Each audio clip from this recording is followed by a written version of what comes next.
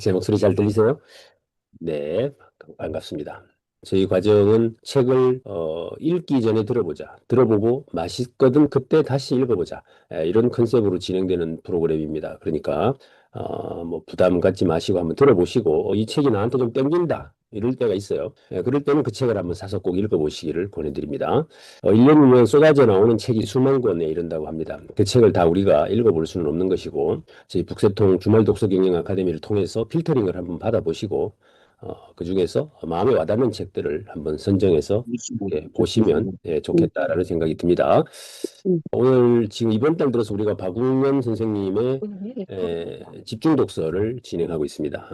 집중 독서 또는 뭐 심화 독서 이렇게 표현을 하는데 이유는 그 어떤 한 사람의 생각을 깊이 한번 파고 들어보는 방법인데 그렇게 할 때 우리가 그 어떤 이 스트럭처를 만들어내기가 굉장히 좀 용이한 부분이 있습니다. 그래서 그 박웅현이라고 하는 어쩜 우리나라의 인문학이라고 하는 것을 붐을 일으킨 어떤 여러 사람들 중에 한 사람이라고 할 수 있을 것 같고 또 우리가 접해야 되는 이런 인문학 책들을 어쩌면 이렇게 좀 모아놓은 이렇게 썸머리해서 적어놓은 책을 많이 쓰신 분이다 이렇게 생각이 됩니다. 그래서 이번 책을 선정해서 지난주에 다시 책은 독이다. 그 지난주에 책은 독이다.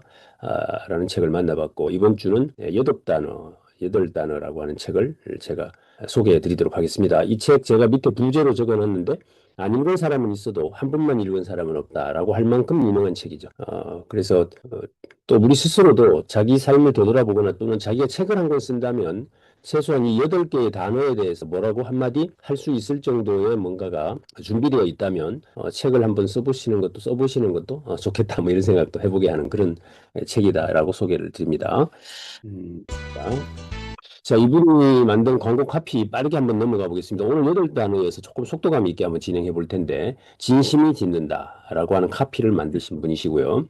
음악도 지식입니다. 세상의 모든 지식 네이버의 광고 카피를 만드셨던 분이기도 합니다. 넥타이와 청바지는 뭐다? 평등하다. 이것 때문에 이제 넥타이를 안 매고 청바지를 입고 출근하는 것도 이제 일반화된. 그래서 저 같은 경우도 청바지를 입고 강의를 가도 뭐 전혀 문제가 되지 않는 세상을 만들어 내게 됐던 것 같다는 생각도 듭니다. 그다음에 왜 넘어진 아이는 일으켜 세우십니까? 이 카피 하나가 사실은 맹자의 사상을 다 집어넣고 있죠. 맹자가 우리 사단 칠정 이야기할 때 측은지심 이야기를 하는데 우리 마음속에 측은지심이 있다는 거죠. 이건 이제 본성이니까. 왜 넘어진 아이를 나머지 밴드에 당신이 이렇게 세우십니까? 네 안에 뭐 있다 이제 이런 뜻이죠. 네 안에 뭐 있다. 그래서 이런 카피를 인생의 정답을 찾지 마시길 당신만의 인생을 또박또박 걸어가시길 뭐 이런 멘트들 나이는 숫자에 불과하다 차이는 인정한다 차별은 도전한다 전 여기서 차별은 저항한다 이렇게 썼을 것 같은데 이분은 차별은 도전한다 이 도전하는 거하고 저항하는 건 좀 다르죠 저항은 방어적 수준의 어떤 행위라고 볼 수 있다면 도전은 조금 더 적극적인 행위라고 할 수 있을 테니까 차이는 인정한다 차별은 도전한다 이런 이 단어 하나가 가져오는 여러 가지 느낌들 이런 것들을 생각하시면서 오늘 보시면 좋을 것 같고 이것도 우리 저 달빛 감기님께서 한번 읽어봐 주실래요? 네, 톱스타가 나옵니다. 그녀는 거기에 살지 않습니다. 멋진 드레스를 입고 다닙니다. 우리는 집에서 편안한 옷을 입습니다. 유럽의 성 그림이 나옵니다. 우리의 주소지는 대한민국입니다. 이해는 합니다. 그래야 시세가 오를 것 같으니까. 하지만 생각해 봅니다. 멋있게만 보이면 되는 건지, 가장 높은 시세를 받아야 되는 건 무엇인지. 저희가 찾은 답은 진심입니다. 진심이 짓는다. 네. 김성현 선생님이 이 편한 세상 사신다고 맨날 가시는 것 같은데, 전혀 안 편하시다고 그러더라고요. 어쨌든 이 편한 세상이라는 아파트의 광고 카피였습니다. 자, 여덟 단어에 들어가는 자존, 본질, 고전, 현재, 권위, 그리고 유통, 인생이라고 하는 8개의 키워드를 가지고 써놓은 책들입니다. 만약 강의 몇 번, 책 몇 권으로 인생을 정리해 주겠다고 하는 사람이 있다면 의심해봐라. 라고 이야기를 합니다. 도노점수, 도노돈수, 저무돈수. 나는 도노점수의 계기가 되기를 바란다. 이렇게 책에 서문을 적고 있습니다. 그 뒤에 제가 다시 설명을 드릴게요. 개미 날개만한 지식으로 제가 가장 즐겨서 쓰는 단어 중에 하나인데, 문장 중에 하나인데, 개미 날개만한 지식으로 화엄창천을 날아다니는구나. 개미가 날개가 있습니까? 근데 그 개미가 날개가 있다면 날개의 크기가 얼마나 크겠습니까? 아마 눈에 보일동 말동 할 텐데 그 개미 날개만한 지식으로 화엄창천을 날아다니는구나. 이 말 한마디에 겸손해지지 않을 수가 없는 것 같습니다. 그죠? 그래서 찍소리도 못합니다. 찍소리도 이 말 하나 읽으면. 그래서 도노의 시간이 되기를 바랍니다. 이렇게 이제 머릿말을 쓰고 있는데, 그래서 제가 이런 말을 하죠. 한 달에 책 한 권을도 읽지 않는 사람이 누군가에게 이래라 저래라 하는 것은 월권이다. 아울러 직무유기다. 그러니까 한 달에 책 한 권도 안 읽는다면 어디 가서 이래라 저래라 하지 마라. 이런 이야기를 제가 곧잘 하게 되는데 이 개미 날개만한 지식, 화엄창천을 날아다니는구나 이 생각을 한번 해보면서 보도록 하겠습니다. 도노 점수, 도노 돈수, 점호 돈수 이 불교에서 주로 많이 사용하는 그런 용어인데 도노 점수 이러면 도노 한 번에 깨닫는다는 뜻이고 점자가 들어가면 점진적으로 조금 뭐 달라진다, 바뀐다 이렇게 생각을 하시면 쉽겠습니다. 그래서 도노 점수 이러면 단번에 깨닫고 점차 나아져 간다, 누적되어 간다 이렇게 보시면 뭐 어떤 사람이 있었죠? 한번 생각나는 사람 있으세요? 진울 여기 보면 보조 진울 같은 사람이 여기 지금 이게 제가 이 도노 돈수, 도노 점수, 도노 돈수를 AI에게 주고 그래픽으로 만들어줘 이랬더니 오자가 많은데 그런 사람 도노 점수, 도노 돈수는 한 번에 깨닫고 한 번에 완성한다. 그래서 해명 스님 같은 분들, 우리나라는 뭐 성철 스님도 여기 해당된다고 하고, 그래서 뭐 학교 같은 데 가서 공부 안 해요. 어느 날 갑자기 탁 깨닫습니다. 우리 또 어떤 분이 있을까요? 그 원효대사 같은 분들, 뭐 어디 저기 외국 유학 가려고 가다가 뭐 밤에 해골 바가지 물 한 모금 드셨는데 세상의 이치를 다 깨달아 버리는 이런 게 이제 도노돈수다. 그럼 이제 점유돈수는 뭐냐? 점유돈수는 점차 깨닫다가 어느 순간 완성되는 것. 이게 이제 전통적으로 우리가 말하는 수행을 하거나 막 이렇게 공부를 하시다가 어느 날 깨달음을 얻게 되는 뭐 이런 경우가 이제 점호돈수라고 하는데 여기서 뭐 도노점수 그러니까 내 책을 통해서 딱 깨닫고 그것을 계기로 조금씩 변화되어져 가가지고 완성되어지는 이런 계기가 되기를 바란다라고 하는 이야기를 지금 책에 써놓고 있습니다. 그래서 오늘 여기서 만나는 문장 하나가 여러분들에게 도노의 계기가 되기를 바란다 이렇게 쓰고 있습니다. 자, 첫 번째 단어 자존입니다. 자존. 한 살 걸음마가 늦으면 지는 걸까? 애가 걸음마를 한 살 때 못하면 우리 집 애가 걸음이 늦다. 혹시 뭐 신체 발달에 문제 있는 거 아닌가 이래갖고 엄마 아빠가 난리가 나죠. 근데 한 살짜리가 걸음마가 늦으면 그게 지는 걸까? 이렇게 묻고 있습니다. 네 살짜리 영어 유치원을 못 가면 지는 걸까? 지금 영어 유치원에 못 가면 지는 걸까? 8살 반장이 못 되면 지는 걸까? 26살 대기업 못 가면 지는 걸까? 34살 외제차 못하면 지는 걸까? 이 이야기를 묻고 있는데 이분은 뭐라고 하는가 하면 딱 하나를 꼽으라면 나는 자존을 선택하겠어. 딱 하나를 꼽으라고 하는 8개의 단어 중에 나는 자존을 선택하겠다. 메멘토 모리나 아모르파티 이야기를 하면서 내가 언젠가 죽을 것이니 살아있는 지금 이 순간을 소중히 하라. 지금 처한 너의 운명을 사랑하라. 그리고 자존은 어떤 위치, 어떤 운명이건 자신을 존중하는 것. 여기서 어떤 위치, 어떤 운명이든지 간에 자신을 존중하는 것. 그러니까 내 형편이 좀 어렵다. 내가 지금 공중에 처했다. 나에게 뭐 복잡한 일이 생겼다. 그러니까 나는 아무것도 아니다. 나는 별것도 아니다. 이런 이야기 하지 말라는 거죠. 네가 지금 어떤 상황이나 어떤 상경에 처했다 하더라도 네 스스로를 존중하는 마음. 이게 가장 기본이다라고 적고 있습니다. 자기 기준점은 다름을 두려워한다. 대열에 합류하지 못하면 불안하다. 똑같아야 마음이 편하다. 각자의 인생인데 남의 눈치 보는 습관을 가지고 있다. 그러면서 대기업 주차장에 가봤더니 이모들한테 지급해준 차량 50대가 다 똑같더라. 이런 얘기를 합니다. 이 굉장히 뭔가 생각하게 해주죠. 그러니까 어떤 대기업에 가보면 그 이모들 차량 세워놓는 주차장이 따로 있거든요. 그 가보면 이사급은 뭐 그랜저, 뭐 상무급은 뭔 차 이렇게 지급을 하잖아요. 이렇게 해서 똑같은 차들을 거기에 자기가 합류를 해야 출세한 거고 뭐 이런 이야기들인 것이죠. 미국의 교육은 내 안에 있는 것이 무엇이냐를 묻는다고 해요. 그러니까 달빛과 함께 춤을 린 네 안에 뭐 들었냐 이걸 묻는데 우리나라는 내 안에 무엇을 집어넣었느냐 이걸 묻는다는 거예요. 이게 이제 결정적 차이다라고 하는데 우리 안에 없는 것에 대해 지적받고 그것을 가져야 한다라는 교육에 몰입되어져 있다. 여기 이제 사례를 들어놓고 있는데 강판곤이라고 하는 분의 나무 열정이라는 책을 소개합니다. 우리 대구의 계명대학교의 교수님이신데 깡촌에서 초등학교를 나오고 실업계 고등학교를 나오고 계명대학교 사학과 음악과를 다니고 클래식 음악 공부를 해서 취업을 하려고 했는데 실패했죠. 대학원을 갔는데 당시에 양모운동 당시 이홍장의 외교정책이라는 것을 교수님이 논문을 한번 써봐라 이렇게 해서 하려니까 어학 공부를 해야 돼요. 어려워가지고 때려치웁니다. 그래서 주제를 바꾸고 중국의 농업사라고 하는 논문을 쓰게 되고 어때 살아가는 삶에 족족 다 약간 아웃사이드로 벗어나는 이런 삶을 사신 거예요. 그런데 10년간 신나게 연구해서 이제 박사학위를 받았는데 취업도 안 되고 빚도 있고 어느 날 서점에 갔는데 신갈나무 투쟁기라는 책을 하나 발견했다. 그 책을 읽는 순간 이런 거는 나도 하겠는데 이 생각이 들더라는 거예요. 그래서 나무 열전과 공자의 나무, 장자의 나무 등 집필을 하게 되었다. 그러니까 나무에다가 공자의 생각을 집어넣고 장자에다가 나무를 집어넣고 이렇게 융합이 일어나게 된 거죠. 그래서 이 하나하나의 점을 연결했더니 그게 지금 계명대학교 교수가 되었고 베스트셀러 작가가 되었다. 이렇게 소개를 합니다. 어쩌면 우리에게 지금 하고 싶은 이야기의 샘플을 사례를 이렇게 들어주시는 것 같습니다. 우리는 나의 기준점이라고 하는 게 있는데 내존, 외존, 우리는 이걸 자아상, 타아상 이렇게 말하죠. 그죠? 그리고 다름과 같음, 그리고 발산과 체험, 학습이 있고 교육이 있고 자존감이 있고 자존심이 있는데 당신은 어디에 기준점을 찍고 있느냐 이걸 묻고 있습니다. 어디에 찍어야 합니까? 보통 외존, 남이 나를 어떻게 볼까? 이거에 기준점을 찍고 살죠. 또 다름과 같음에서는 같아야 한다는 생각을 하죠. 그죠? 또 발산과 체험에서는 채워야 한다는 생각을 더 많이 합니다. 바깥으로 어떻게 나를 표현할까를 생각하기보다는 그리고 학습과 교육에서 우리는 스스로 뭔가 배우려고 하는 것이 학습인데 그리고 그걸 익혀야 되는데 교육받는 거에만 너무 몰입돼 있다. 자존감은 매다 기준점을 둬야 되는데 자존심에 기준점을 둔다. 뭐 이런 이야기가 되겠습니다. 그래서 요거 나의 기준점이 어디 있느냐 뭐 요걸 한번 이렇게 생각하시면서 보시면 좋을 것 같고요. 채우기와 끄집어내기 차이. 자존감을 가지는데 가장 방해가 되는 요인은 아마 우리 사회 교육이 아닐까 싶다. 우리나라 교육은 아이들 각자가 가지고 있는 것에 기준을 두고 그것을 끄집어내기보다 기준점을 바깥에 찍는 교육이다. 사실 이게 2017년도, 2016년도 그 즈음에 나온 책인 것 같은데 제 생각에 우리 그 오래된 책이 벌써 10년이 넘어가는 책인데 그때 교육하고 지금 교육은 좀 많이 바뀌어져 있긴 합니다.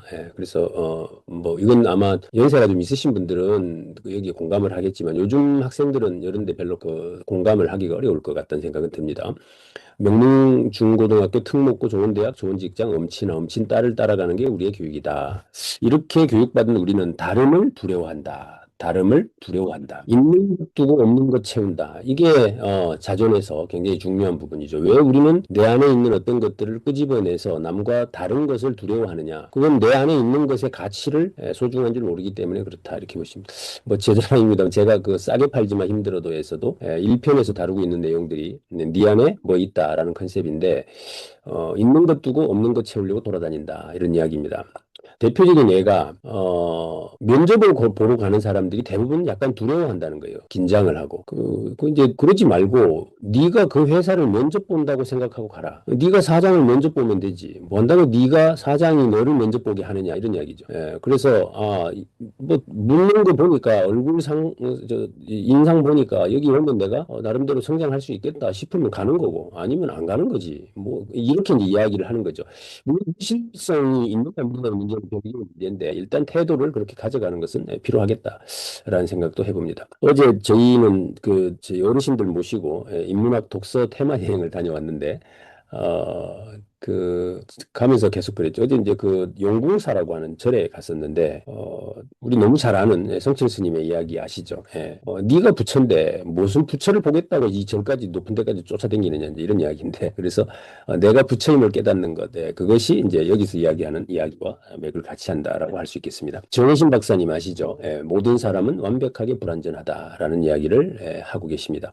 저분은 우리나라 최고의 총수, 대학 총장, 대통령까지도 만나봤는데 완벽한 사람은 하나도 없더라. 모두 다 그 불완전함을 숨기거나 감추면서 살아가더라. 이라고 이야기를 하고 있고 누구나 단점이 있고 장점도 있다라고 이야기를 합니다. 그럼에도 불구하고 나를 존중해줘야 한다. 단점을 인정하되 그것이 나를 지배하지 않게 해야 한다. 라는 이야기를 적고 있습니다. 아까 말씀드렸던 너 자신이 되어라. 신갈나무 투쟁기에 나오는 이야기인데 저자 박웅현은 딸에게 너는 너다. 다른 사람이 되려고 하지 말고 너 자신이 되라. 꼭 계속해서 말해줬다라고 이야기를 적고 있습니다. 어떠십니까? 돌이켜보면 네 그래 남들만큼 하겠나? 라고 이야기를 많이 했던 것 같아요. 저 같은 경우도. 그런데 이분은 절대로 다른 사람이 되려고 하지 마라. 이렇게 이야기를 했던 거. 여러분들은 모두 폭탄입니다. 아직 뇌관이 발견되지 않은 폭탄입니다. 뇌관이 발견되는 순간 어마어마한 폭발력을 가질 거라고 믿습니다. 즉 자신만의 뇌관을 찾고 자존을 찾아야 합니다. 여기에 뇌관이 발견되지 않은 폭탄, 이러면 이게 위험합니까? 안 위험합니까? 이게 뇌관이 발견되지 않은 폭탄, 이거 굉장히 위험하죠. 그죠? 예, 뇌가 여기 있는지를 모르는 뭐 제거할 수도 없고 또 터뜨릴 수도 없어요. 예, 뇌관을 건드리줘야 터질 텐데. 그래서 나는 다 핵폭탄급에 해당되는 사람이다. 이렇게. 이제 대형사 침계루 이야기를 적습니다. 땅끝마을 해남 신라시대에 세워진 대형사의 침계루. 여기 보면 깎고 다듬어져 전부 똑같은 모양의 나로 만드는 것이 아닌 생긴 모습 그대로를 활용한 나름의 삶을 사는 나를 상징적으로 보여준다라고 하면서 침계루는 민 흘린 기법을 쓰지 않고 휘면 휜대로 나뭇가지 부분을 그대로 드러내면서 각자의 모습을 살려내어 지었다. 이렇게 하는데 이게 바로 대형사 침계루입니다.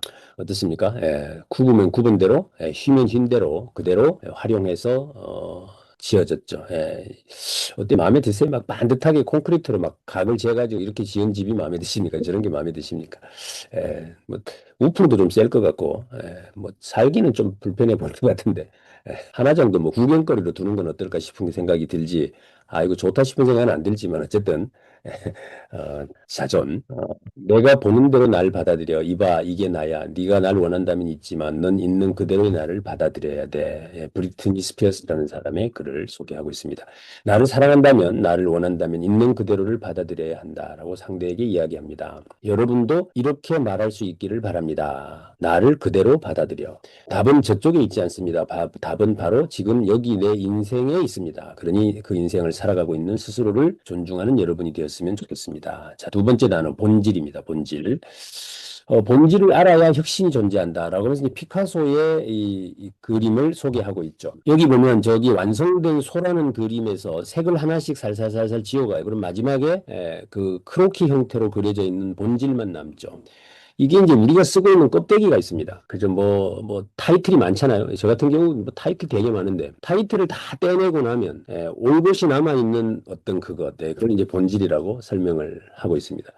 그래서 지금은 나의 본질을 만나려면 어떻게 해야 되는 거예요? 하나씩 지워나가야 본질을 만나죠. 근데 거기다가 뭔가를 덧방 씌우고 채우려고 들면 나의 본질을 만나기 어렵겠다. 뭐 이런 맥락의 이야기를 하고 있습니다. 저자 박웅현은 강의를 할 때마다 떨렸다고 합니다. 극복하려고 여러 가지 방법을 사용해봤지만 변화는 없었습니다. 나는 도대체 왜 이렇게 떨리는 걸까? 강의할 때마다. 답은 너무 강의를 잘하려고 한 것이 문제였습니다. 강의의 본질은 무엇입니까? 강의의 본질은 잘하는 것보다 할 말을 하는 것입니다. 라고 적고 있습니다. 그렇게 마음을 먹으니까 그냥 할 말 하고 가자 이 생각을 했대요. 그랬더니 강의가 안 떨리더라 뭐 이런 이야기를 합니다. 그래서 제가 저도 마찬가지입니다. 저보고 이 책을 잘 정리해서 전달을 잘하냐 못하느냐 이런 얘기 하지 마라. 그것은 여러분들하고는 아무 관계없는 이야기다. 저는 그냥 책을 전달할 뿐이지 그 속에서 뭔가를 느끼거나 발견해내는 건 여러분의 몫이다. 라고 제가 이야기를 당당하게 하는 것은 저도 이런 책의 영향을 받은 거죠. 그래서 뭐 좀 여담이기는 합니다만 제가 외부에 강의를 가면 강사 평가하려고 하지 마라. 내가 당신들을 평가하지 않는 한 당신들은 나를 평가할 자격이 없다. 하지 마라. 중요한 것은 나에게 2시간 강의를 듣는 동안에 무엇을 느끼고 얻어가느냐가 중요하지 최병철이가 강의를 잘하냐 못하냐를 따지고 앉아있는 게 중요한 게 아니다. 이제 그런 이야기를 제가 곧잘 하게 되는데 이런 태도가 살아가는데 꽤나 중요하구나라는 생각을 한 번씩 하게 되죠. 그래서 이분이 자기 강의 이야기를 통해서 이야기를 하고 있습니다. 에르메스 아시죠? 하나씩 가지고 계십니까? 에르메스라는 브랜드의 지명 광고가 뭐예요? 모든 것들은 다 변한다. 그런데 우리는 변하지 않는다. 이게 에르메스의 대표적 광고 카피입니다. 그래서 매우 철학적이다. 모든 것은 변한다. 그런데 아무것도 변하지 않는다. 사람도 마찬가지다. 전 세계 70억 인구가 살지만 본질적으로 사람이라는 것은 똑같습니다. 본질적으로 똑같은 부분이 분명히 있습니다. 저자는 그것이 본질이라는 같다는 생각을 합니다. 이게 이런 거죠. 본질이 뭡니까? 이렇게 물었을 때 본질이죠. 이렇게 대답하는 수준을 넘어서야 되죠. 그래서 나만의 언어로 어떤 단어를 설명할 수 있다면 나름대로 이제 이 내공이 좀 쌓였다 이렇게 말할 수 있을 텐데 그죠? 나만의 언어로 가지고 어떤 단어를 정의할 수 있느냐. 아까 자존이라는 단어를 어떻게 정의할 것이냐라고 본다면 이런 것들을 우리가 좀 이 책을 통해서 배울 수 있겠다. 그런데 요즘은 그야말로 everything change 다 변하는 것 같다. 그래서 변하지 않는 진짜 본질을 잡아내기가 어렵다. 요즘 같은 급변하는 시대를 경험한 적이 없다. 예를 들어 1350년대에 살던 사람이 그때의 기억을 모두 갖고 1850년에 환생을 했다고 한번 가정해보자. 사는 게 힘들까요? 500년 뒤에 태어난 거예요. 500년이 지나면서 왕조는 바뀌었지만 사회는 뭐 그렇게 달라지지 않았지 않겠어요? 그죠? 뭐 크게 변화가 없었을 겁니다. 그런데 1850년에 살던 사람이 1950년에 환생했다고 생각해보자. 그러면 아마 죽음과 같은 공포를 느끼지 않았겠느냐. 왜? 불과 100년밖에 안 흘렀는데도 사회가 완전히 뒤집어져 있죠. 바퀴를 달고 엄청난 속도로 굴러다니는 쇳덩어리. 이게 되게 재밌는 정감록이라는 책을 보면 이 장면들이 나오거든요. 그러니까 막 기차가 막 굉음을 뿜으면서 막 검은 연기를 뿜으면서 막 달려와요. 이거를 그 산속에만 살던 어떤 사람이 와가지고 봤을 때 이게 뭔 일이냐 싶지 않았겠어요. 그러니까 이런 이야기를 적고 있어요. 그래서 아마 고무신을 신고 무너졌지 않은 고무신, 집신을 신고 다녔는데 기절할지도 모르겠다. 기존 미디어의 기득권이 이제 완전히 없어졌다. 10년 전 조선일보 기사가 갖는 힘은 이제 없어졌다. 이게 벌써 10년 전 이야기인데 아직도 지금도 그죠? 레거시 미디어에 빠져가지고 거기서 하는 이야기에 영향을 받고 이런 걸 보면 좀 안타깝다는 생각이 많이 듭니다. 그래서 이 10년 전에 벌써 우리나라 말하는 언론사의 권위가 무너졌다고 했는데 지금 그로부터도 지금 10년이 지난 거잖아요. 그래서 소수 기득권을 대신 이제 개인의 시대가 되었다라는 것. 그때 싸이가 막 뜨고 있을 때 방송의 힘일까요? 조선일보 영향력 덕분에 싸이가 떴나요? 유튜브 때문인가요? 유튜브 때문이라면 하루 24시간 올라오는 수많은 유튜브 영상은 왜 싸이처럼 뜨지 못하는 것일까요? 설명할 수 있는 방법은 단 하나입니다. 바로 콘텐츠의 힘 때문입니다. 라고 이야기를 합니다. BTS 공연이 오늘인가요?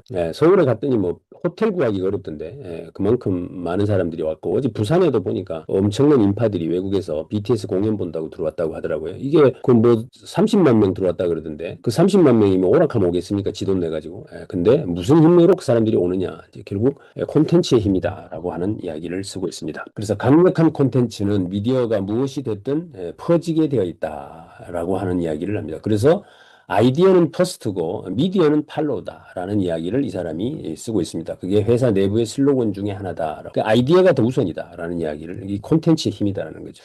그러니까 뭐 나도 유튜브에 좀 떴으면 좋겠다. 뭐 이런 이야기들을 만약 한다면 무엇으로 뜰 건가가 먼저지. 뭐 유튜브를 하면 뜨겠다. 뭐 아니면은 뭐 인스타그램을 할까, 뭐 페이스북을 할까, 뭐 이거는 그 다음이다. 이제 이런 이야기를 하고 있습니다. 우리는 홍보 마케팅을 위해 뉴미디어, 이머징 미디어, SNS 등의 촉각을 기울이는데 이 미디어 퍼스트로는 무서운 속도의 변화를 따라잡을 수가 없다. 그러니까 미디어가 어떻게 변하든지 간에 내가 가지고 있는 이 본질적인 뭔가가 경쟁력이 있다면 내가 굳이 애쓰지 않아도 결국에는 뭐 팔릴 거다 이렇게. 복잡한 사물이나 사회 현상의 핵심이 무엇인지 보려는 노력. 어떤 것을 보고 달려가느냐가 세상과의 싸움에서 이길 수 있는 커다란 무기다. 기타를 만든다고 했던 클래식 기타 회사는 다 망했고 음을 만든다고 했던 클래식 기타 회사는 모두 살아남았다. 똑같은 클래식 기타 회사인데 기타를 만든다고 껍데기를 만든다고 했던 회사는 다 망했고 소리를 만들어낸다라고 했던 회사는 살아남았다. 본질을 가져라. 모든 것이 변하는 세상에서 우리는 무엇에 집중해야 할까요? 바로 본질을 보는 노력을 기울여야 한다. 세 번째 단어 고전입니다. 고전. 퀴즈 하나 내고 갈까요? 고전이 뭐죠? 홍현숙 선생님. 고전? 음, 고전요? 고전. 일단 사전적인 정의로 보면 예꽃자의 책전자 아닌가?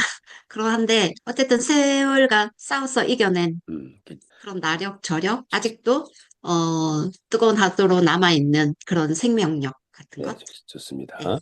그렇죠. 제목은 아는데 내용은 몰라. 와, 이게 진짜 그러니까 저런 단어가 맞아요. 이게 우리가 저도 이제 이 말을 자주 쓰는데 세월과 싸워서 살아남은 책이 고전이다 이렇게 말을 하는데 김성훈 선생님 표현은 제목은 아는데 내용을 모르는 책 이렇게 아주 재밌게 설명을 해주셨는데 여기에 이분도 같은 이야기를 씁니다. 시대를 뛰어넘어 변함없이 읽을 만한 가치를 가진 것들 이게 고전이다. 그래서 어떤 분야의 초창기 나름대로 완성도를 이룩해 후대에 전범으로 평가받는 저작 또는 창작물들을 우리는 고전이라고 한다라고 적고 있습니다. 그러니까 오늘 요건 하나 외워두시는 것도 좋은 방법이겠다 싶습니다. 대부분의 것들은 뭐에 굴복한다? 시간에 굴복한다. 시간에 굴복하느냐, 공간에 굴복하느냐, 또 인간에 굴복하느냐. 이것도 꽤나 재밌는 화두예요. 대화를 할 수 있는. 근데 시간에 굴복한다. 이거 맞죠?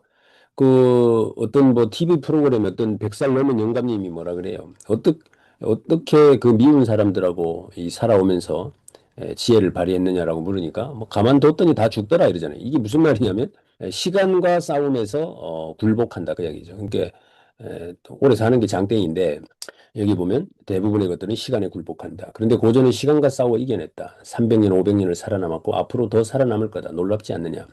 모든 것이 시간 앞에 다 풍화되어 버리는 세상 속에 고전 작품들은 도대체 어떻게 했길래 그토록 오래 살아남을 수 있었느냐?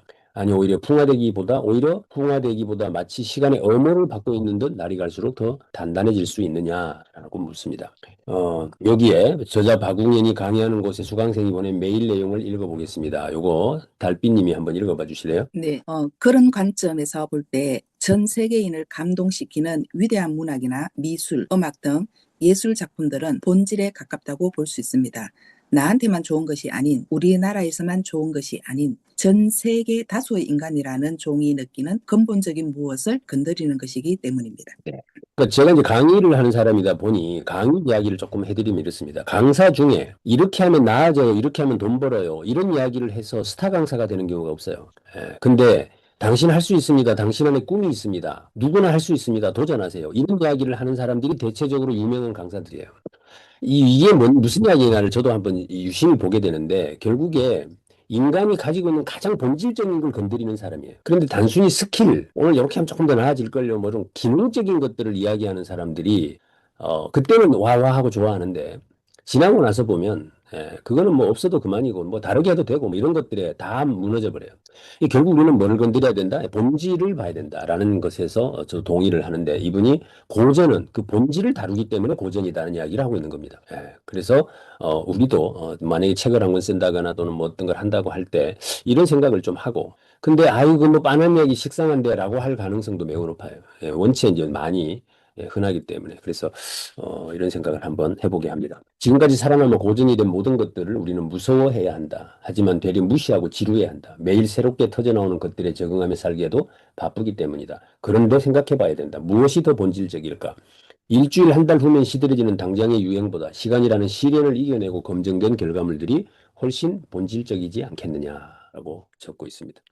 수학여행으로 감히 경주에 가지 마라. 자기 이제 수학여행 갔던 이야기를 써놨는데 첨성대 앞에 관광버스가 서고 선생님이 저기 보는 여기 첨성대인데 40분 줄 테니 버터 갔다 와라 이제 이런다는 거죠. 빨리 갔다 와라 이런다는 거예요. 그러면서 추가로 PS 그죠? 한마디 합니다. 뭐라고 해요? 늙는 놈들 가만 안 둔다 이제 이러는 거죠. 그러니까 이제 가가지고 막 뛰어간다는 거예요. 가가지고 저런 사진 한 장 찍어가지고 가서 첨성대 보고 왔다 이런다는 거죠. 그러니까 니네들 가서 보고 온 게 뭘 보고 왔느냐? 첨성대라고 하는 껍데기를 보고 왔는데 그 안에 내용을 보지 않고 왔다 이런 이야기인데 내용이 뭐가 있느냐를 적어놨습니다. 10년 후 지인이 경주에 가자는데 뭐 경주 별 볼 것도 없이 다리만 아파라고 했답니다. 그런데 첨성대는 별 볼 일 없지 않습니다. 알고 들여다보면 매우 다릅니다라고 하면서 내용을 적어놓고 있는데 몸체는 모두 27단으로 돼 있는데 맨 위에 마감은 정자석과 합치면 28, 기본 별자리 수 28수를 상징하는 것이다. 여기에 기단석을 합치면 29고 한 달의 길이를 상징한다. 몸체 남쪽 중앙에는 네모난 창이 있는데 그 위로 12단 아래로 12단이니 1년 12달과 24절기를 상징하는 것이다. 여기에 사용된 돌의 숫자가 362개, 즉 1년의 일수와 같다. 뿐만 아니라 첨성대는 대양의 움직임을 관측하는 기준이 되는 일정한 기능도 했다. 기단석은 동서남북 4방위에 맞추고 맨 위 정자석은 그 중앙을 갈라 8방위에 맞추었으며 창문은 정남향이다. 정남으로 향한 창은 춘분과 추분, 태양이 남중할 때 광선이 첨성대 밑바닥까지 완전히 비추게 되어져 있고 하지와 동지에는 아랫부분에 완전히 광선이 사라지므로 추나 추동의 분점과 지점 측정의 역할을 한다. 어떻습니까? 이제 내일이나 오늘이라도 경주 가시면 첨성대가 완전히 다르게 보이지 않겠습니까? 그 이야기라도 여기 지금 제가 사진으로 한번 올려놔 봤는데 그죠? 여기 이제 우리도 그렇죠. 나도 껍데기로 보이는 뭔가가 있을 거고 그 안에 들어앉아 있는 뭔가가 있을 텐데 자, 그러니까 준비할 수 있어야 합니다. 클래식 고전을 만나기 위해서는 함부로 씹다 버린 껌처럼 여기지 않으려면 준비해야 합니다. 알려고 하기 전에 우선 느끼세요. 우리는 모두 유기체입니다. 고전을 몸으로 받아들이고 느껴야 합니다. 그러다 보면 문이 열린다. 그 다음에는 막힘없이 몸과 영혼을 타고 흐를 겁니다. 음악은 3번 태어난다고 합니다. 베토벤이 작곡했을 때, 그리고 번스타인이 지휘를 할 때, 그리고 당신이 들을 때. 그죠? 요새 우리 카톡방에 매일 아주 그냥 좋은 음악을 소개해 주시는 분이 계셔서 그 음악을 지금 우리는 4번 듣죠. 왜 올려주시는 분 그리고 그걸 들을 때까지 한 번 추가가 되는 겁니다. 그러니까 고전은 기적을 불러온다. 이거 우리 강수남 선생님 한번 읽어봐 주실래요? 고전은 기적을 불러옵니다. 어느 날 집으로 와서 가야금 캐논을 들어보고 있는데 딸아이가 갑자기 말이 멈췄습니다. 그리고 부엌에서 설거지를 하던 아내가 탁 하고 물을 잠그더군요. 가족이 모여 앉아 5분 동안 아무 말 없이 그 음악을 들었어요. 보배로운 순간을 경험했습니다. 10년 전 일인데도 생생하게 기억이 납니다. 죽을 때까지 기억날 장면, 가장 정말 가져보고 싶은 순간, 물소리가 탁 멈추고 집사람이 앉던 순간, 내 삶의 진주알입니다. 이렇게 살고 계신가요? 네.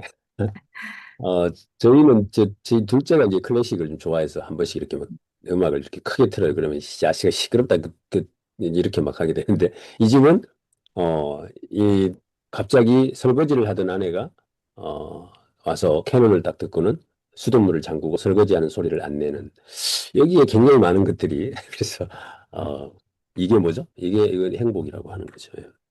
고전을 궁금해해야 한다. 여기저기 도움을 받고 책을 통해 발견해내면서 알려고 해야 된다. 클래식을 당신밖에 살게 하지 마세요. 클래식은 공부의 대상이 아니라 즐길 대상입니다. 많이 얕게 알려고 하지 말고 천천히 깊이 보고 들으려고 하면 좋겠습니다. 당신이 들고 있는 가방은 명품이 아니라 고가품입니다. 와우. 예. 명품은 고전입니다. 명품은 클래식입니다. 다음에 이제 네 번째 단어가 견입니다. 견. 한번 읽어봐 주실래요? 안도연의 스며드는 것. 꽃게가 간장 속에 반쯤 몸을 담그고 엎드려 있다. 등판에 간장이 울컥울컥 쏟아질 때 꽃게는 뱃속의 알을 껴안으려고 꿈틀거리다가 더 낮게, 더 바닥 쪽으로 웅크렸습니다. 버둥거리다가 어쩔 수 없어서 사이 속에 스며드는 것을 한때의 어스름을 꽃게는 천천히 받아들였으리라. 껍질이 먹먹해지기 전에 가만히 알들에게 말했습니다. 저녁이야. 불 끄고 잘 시간이야. 꽃게가 살아있을 거 아니에요. 거기다 간장을 들이붓습니다. 우리가 맛있게 먹겠다는 욕심에. 그때 이제 살아나려고 막 바둥거리고 뭐 이쪽으로도 피해보고 저쪽으로도 피해보고 막 그랬을 거예요. 그런데 그 간장이 내 몸속으로 파고 들어오죠. 꽃게가 뭐라고 해요? 이 숙명이구나. 어쩔 수 없구나라고 하면서 받아들입니다. 마지막에 뭐라고 말을 해? 자기 뱃속에 들어앉아 있는 알들을 껴안고 불 끄고 잘 시간이야라고 말을 하는 내용입니다. 먹먹하죠. 그리고 이 시에 대한 자기 이야기를 적어놓고 있습니다. 간장게장을 담글 때 게를 죽이지 않습니다. 살아있는 게에 간장을 부어 삭히는 거죠. 살이 살아있어야 하니까요.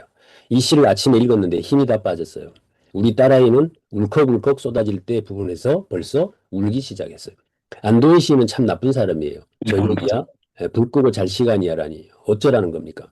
꽃게에 대해서 어떻게 이런 이야기를 할 수가 있습니까? 이렇게 적어놓고 있습니다.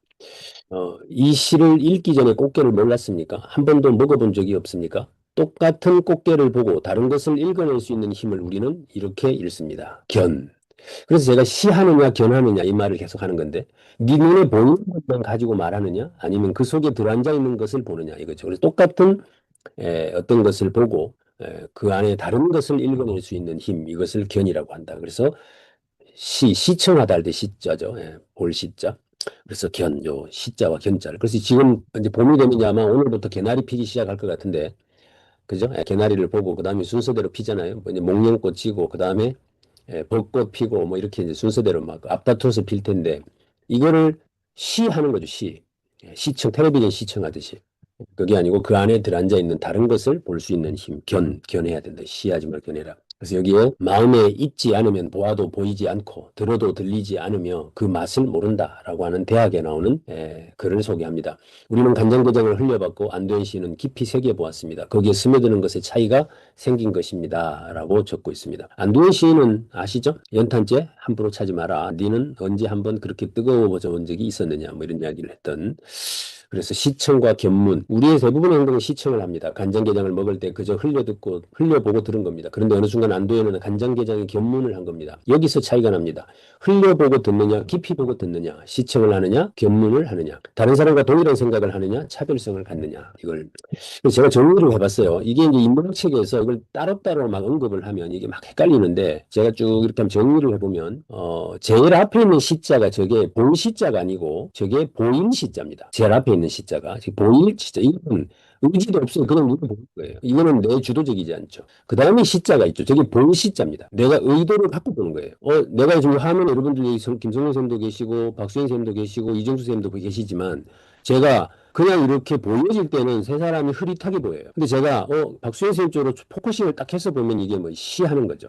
그 다음에 그게 견자가 나옵니다. 그 다음에 그죠? 똑같이 본다라고 하지만 또 다른 것을 보는 거죠. 이게 견이에요. 그러면 뭡니까? 관이론입니다. 관. 어떤 것을 다르게 해석하는 것이 견이라면 그것을 구체화해서 내 것으로 내재화하는 거, 내재화, 자기화하는 거. 이것을 우리는 관 이렇게 합니다. 주관 이렇게 하거나 보통 철학자들이 이 관을 만들어내죠. 그래서 견관 이렇게 발전해 간다라고 한번 이렇게 프로세스를 보시면 좋을 것 같아요. 그래서 제가 정리를 한번 해봤고 술과 음악뿐이던 모차르트에게 장모가 소리치며 잔소리를 하는데 그 모습을 보고 모차르트는 밤의 여왕 아리아의 모티브를 떠올린다. 장모의 잔소리조차도 모차르트에게는 음악적 영감이었다.